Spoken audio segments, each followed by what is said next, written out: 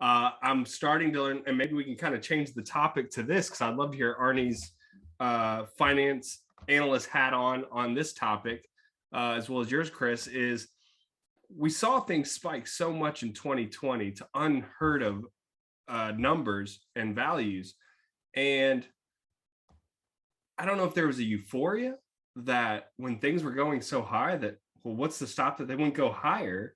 But like, I have now kind of converted to like when something goes irregularly so much higher in such a short amount of time, I don't think it's bad to take stuff off the table and collect some profits. And before, I used to always be like, no, you're a long-term investor. You're in it. It's going to be great. Why would you try to time the market in and out?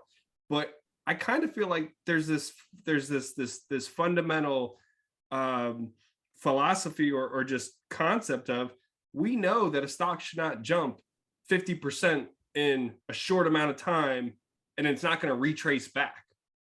Like, what do you guys think? Like, I'd just love to hear your Arnie. Maybe you start this time, and then Kris. Well, that is the crucial question I struggle with too, because, for instance, I had the Palantir going from 10 to 40 in 2 months, and I was, wow, genius. And the problem was that back then, it was not like today, like now that we see a contract one other week, like every day there was a new contract, boom, boom, boom. And then that created in my mind the idea that, okay, the exponential growth is here. Like, if I sell, I maybe lose the opportunity to capitalize on this super exponential growth. Likely, I sold a big part, but I realized, wow, I got affected too. So it's true. The principle is also Peter Lynch says, don't cut your winners. But I would say, unless the price goes completely mad, or there are some very big opportunities you'd better pursue on. So still, since I still struggle with understanding, okay, when to sell, I'm realizing, okay, until the company is still buybacking their shares, I'm happy, because it means that they're basically paying a dividend on something that they realize is probably worth having. But let's say a company goes at 2x, it would be stupid for the company to do it. So unless the something really changed, like the multiple expanded too much, I would say I don't sell. For instance, when Palantir was at around 20, for me it was, okay, this range is not a range I would like to buy, but for sure is not high enough that I would sell. So I just wait. With Apple, I'm doing the same thing. Probably when it went to 180, it was a bit stretched, and I paid the consequences. But then I thought, okay, at least if it drops, it buybacks. So even if I'm wasting time, I'm still fine, because the more it drops, the more the company can buy back these shares at a lower price. So overall, I'm better off. But let's say Apple or Palantir start spiking too much. Right now, I would be ruthless in saying, okay, maybe you run too fast. I will be still invested, but I will take some money from the table. So this is the approach I'm generating, because I realized that being a long-term investor is great in principle, but in practice, you always need to check with the reality. Even the best investors, probably if they saw Forex in 2 months, I would say I adopt Buffett or Peter Lynch would have said, okay, no, I'm a long-term investor. No, it's weird, because I started my career of investing early on after college. I was just doing the index funds, and just my uncle had done investing a long time. He said, hey, just max out your Roth in SPY in the S&P 500. Do that until you're 50 and you'll be a millionaire. And so I did that for 11 years. And then going into individual investments, learning from Motley Fool and these crazy returns that the cannabis market had in 2018. I was like, oh my gosh, people are really making this kind of money and these kind of returns. So that's when I switched, and half of my funds went to cannabis stocks and half of them went to tech, my area expertise. You can guess which which side did much better. But to that point, even with tech stocks like my Shopify getting in several years ago and Digital Turbine, I had 15x and 10x returns. That's not normal in a 24-month period. And shame on me for not selling and seeing it all go away. But Kris, what would you like to say on that same topic? So I'll go right back to investing mindset, right? I think all of us get caught up in the frenzy of that exponential return. And we all feel like we've picked the next Amazon, we've picked the next Apple, right? And that we can be no wrong. It's hard to get off of that high, right? So when you have a company that's done exceptionally well, you feel superior, you feel smart. And at that point, it's hard to, it's almost like it's this hot hand fallacy that you get, right? It's once you feel like you've got this hot hand, you want to stay in the casino, right? And that's how the casino gets you. Like you could be up a significant amount. It's hard to walk away from a hot table. I don't know if you guys play craps, but man, let me tell you, there are times where I've gone up like $2,000, $3,000 and I should have just walked away. I told my wife, man, you just walk away. But let me tell you, there's this magnetic attraction to success, that win that keeps you around. And, all logic goes out of the brain. And that's unfortunate, and to a degree, it's something that you have to develop into, right? It's hard to do it. I think the best thing to do for anyone who's in a position like that is have some hard limits on expected returns in a short period of time. If your stock went up 5x in less than 5 months or 6 months, and that that's your canary in the coal mine to get out, at least sell the portion that that you invested. So this way you're good. The rest of it, you're just playing with the house's money. So now when I go to Vegas and I'm at the craps table, and if I have $100 to go to $2,000, the first thing I do is take my $100 and just put that shit in my pocket and not think about it. The rest of it is fine. And then after that, if I'm up a little bit more, then I take some and put it in. So I have two pockets. I have my win pocket and my take home pocket, right? So usually I have my right pocket is where I go with money that I come with.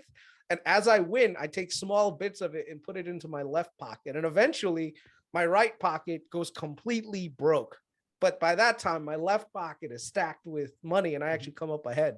So I don't know, just you have to come up with strategies that control your own mindset. For me, I figured the best way to do it is by looking at a company, doing my research and DCAing it, because this way, like I told you guys, it's all about mindset. If you can't get your mindset right, then you can make a lot of big mistakes, and believe it or not, you should always have a significant portion of your investments in indexes, especially money that you don't necessarily want to lose, because indexing is a very safe way to get returns, but you will not get the exponential returns that you normally would in other circumstances, right? So an example is the Nasdaq's not going to 5x in 6 months. Never going to happen, right? So like I said, it's something that you have to position for based on your age, based on your level of comfort, your risk, what your wife will allow you to invest. But the question here is, how can we understand if a movement is healthy or not? Because before you said the Nasdaq, if it goes 5x in a couple of months, that is not healthy. Why?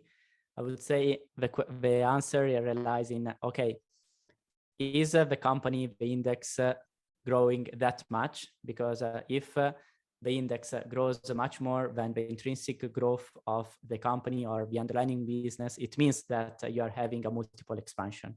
And the more the multiple expansion there is, the more risk to the downside. So in 2020 and 2021 in particular, all the multiples expanded dramatically. For instance, Palantir was trading at a 55 price to sales. Right now is at 7. Yeah, that's nuts. But you know what, Arnie? It works in the opposite direction too, right? When it comes to corrections, because now I think we're headed to a point where some companies are overcorrecting, You know, like when you look at companies like Apple right now, their growth prospects are still there, but their multiple has gone down significantly. So if you look at a lot of companies right now, a lot of people get caught up when things are too expensive, but they also ignore companies because they've gone too cheap. You know, and I think we're starting to get to that point where things are becoming really cheap and people are like, no, it can get cheaper, you know, Okay, which so is the you hit which is up a the good point contrarian thing. here, talking about the big tech names, because this is a topic I'd love to hear what you guys feel on. So I was always the mind new investor, right? 2-3 years ago, and one of the things was like, well, if you're looking for multi-baggers and long term, you know, big tech, they're already 2 trillion, $1 trillion market cap. I mean, how big can that really get from there? The answer is it can actually get a lot bigger. And it's just that we never reached those plateaus. We never reached those moments of $1 trillion market cap.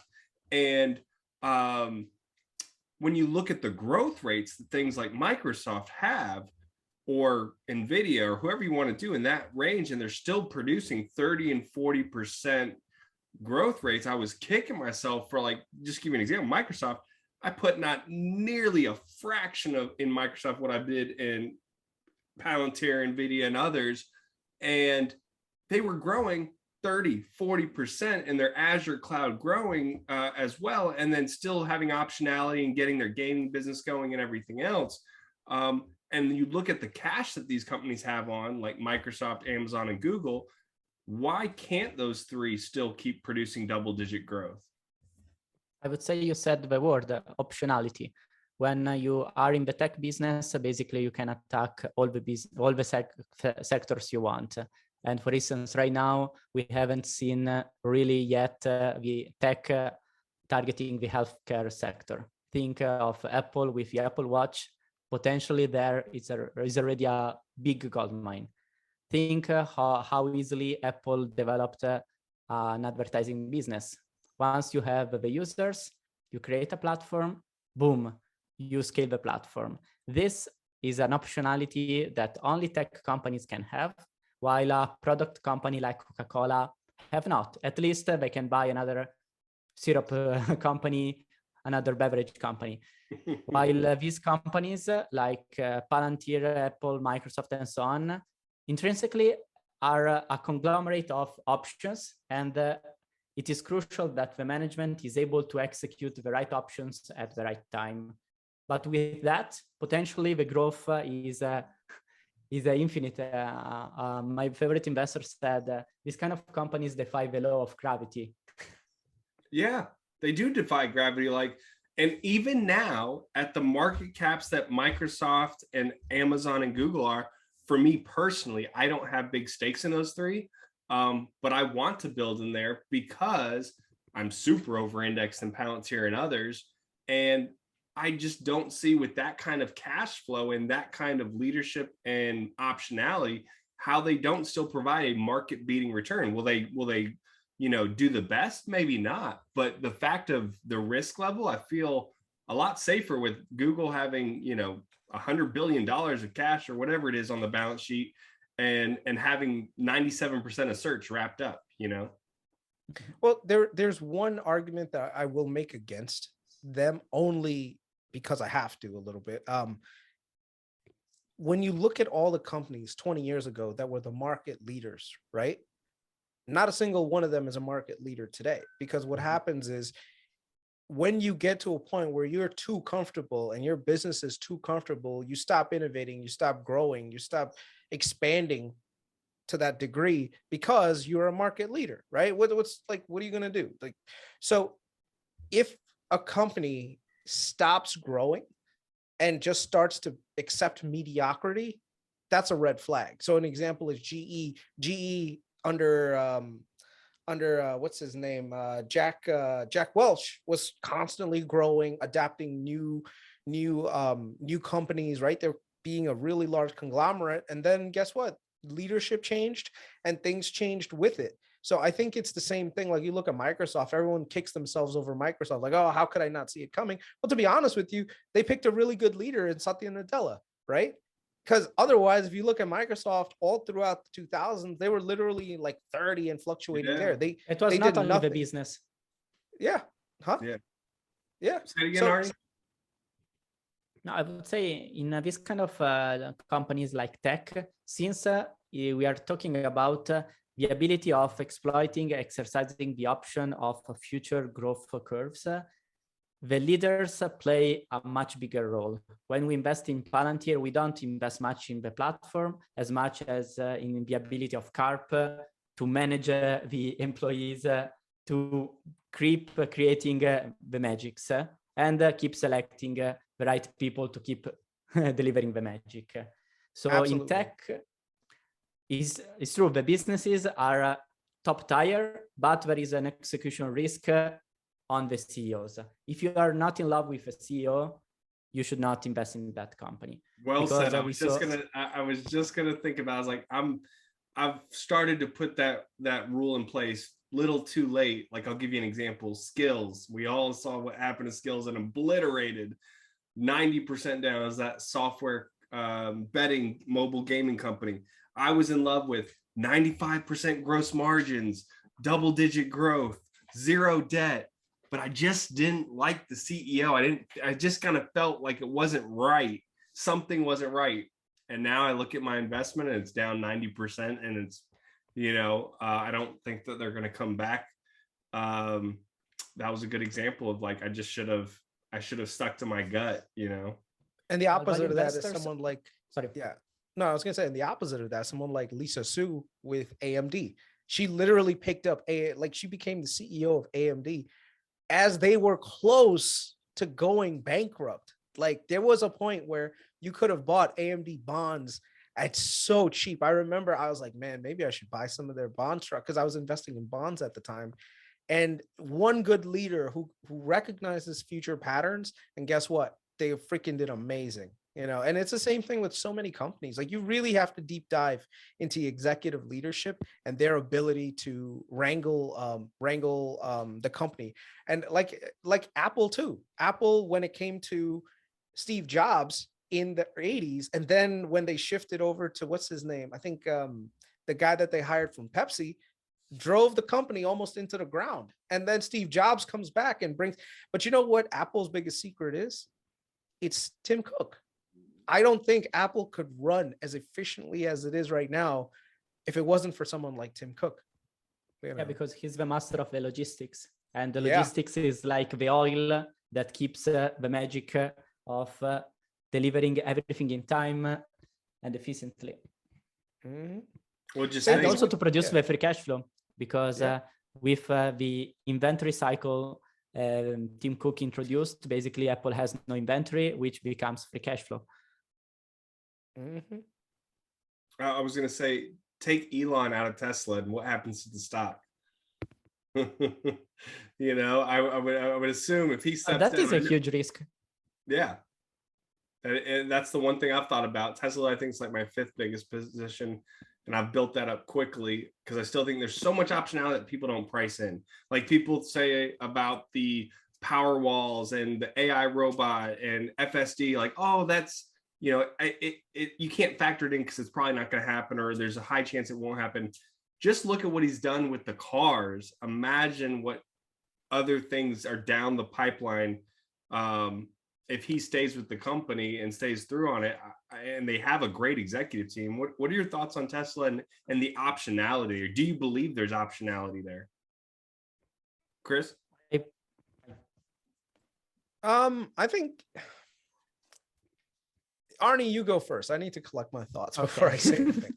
Well, as I said, I discovered Tesla very early, and I obviously regret of not being one of Tesla millionaires while I could have been. But I keep following the company, and I have a very tiny position. Before I didn't mention, because Tesla is less than 1%. I have like 1 or 2 shares, something like that. But is one of the company I would like to have, but at the good price. Right now, I don't see neither the good price, neither I am confident enough in terms of due diligence in saying, okay, the growth trajectory is really untouched, because I realized, okay, there is an execution risk on Elon Musk per se. Right now, I'm not confident with that. And to be confident with that, I would need to see Tesla at a very low price. And my principle is simple. If I need to build a model to buy a company, it means that it's not cheap enough. Right now, Tesla is cheap if you start taking 2 years forward multiples. And that is another heuristic. If I need to take a 2-year multiple, probably it's not cheap enough. Not saying maybe it goes up plus 50 or that goes to X. I don't know, but just I'm not confident at buying. So it's your risk ratio there, right? So like what you're saying is if they hit their growth rates on deliveries for the next 2 years, it will do very well as a stock, but there's a big if there and the risk. And so it's not cheap enough for you because of the risk mitigation there. Is that? Well, I would say, let's say Tesla stays at this price for 2 years, then obviously becomes cheap enough that you don't need to make a model to realize, okay, at this price, I have a margin of safety that even if Tesla grows 20% for 5 years, I'm not overpaying. That is my reasoning too with Palantir. Bye-bye.